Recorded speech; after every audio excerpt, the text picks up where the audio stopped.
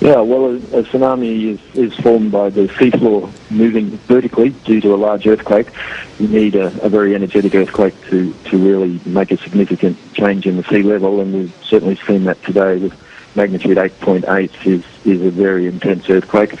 And that has pushed the sea level up above the rupture in the sea floor, and that wave then propagates outward from that rupture across the ocean in all directions. When you're seeing the pictures that we're seeing on the screen now, the force of the water, can you just give us an indication of just how strong that force of water coming in on land is? Nothing can stand up to it. No, that's exactly right. We've had observations already measured on the Japanese east coast of waves of 7.3 metres above normal sea level. There may well be higher spots where there aren't gauges, but that is an enormous wave, and what people have to bear in mind is that a tsunami wave is quite different from a normal wind wave, which goes up and down in a matter of seconds.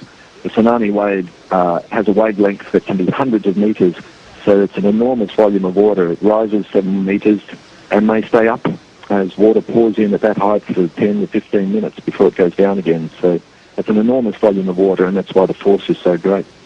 We've seen a number of devastating earthquakes over the past few weeks. Only a couple of weeks ago, the terrible earthquake in Christchurch, now this in Tokyo. Why are we seeing so much seismic activity now?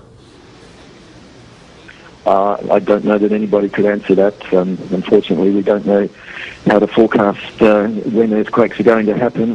This is all around the Ring of Fire, which has existed around the Pacific for a very long time. Its activity fluctuates with time. I'm not a seismologist, but I don't think anybody is really capable of predicting when these peaks in activity are going to happen. We just have to react as quickly as we can when it does happen.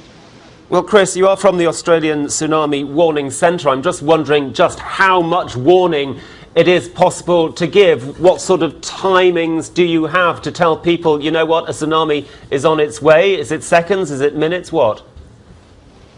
Yeah, no, it's certainly not seconds. It's a sad fact that it does take some minutes for the earthquake signal to travel through the Earth's crust to reach the seismographs and for that information about the magnitude of an earthquake to be assessed. And that's usually around 5 to 10 minutes is what's needed to do that accurately. Then, of course, warning has to be formulated and distributed. So it's very, very difficult to give useful warnings to anybody who's less than 30 minutes tsunami travel time away from the earthquake.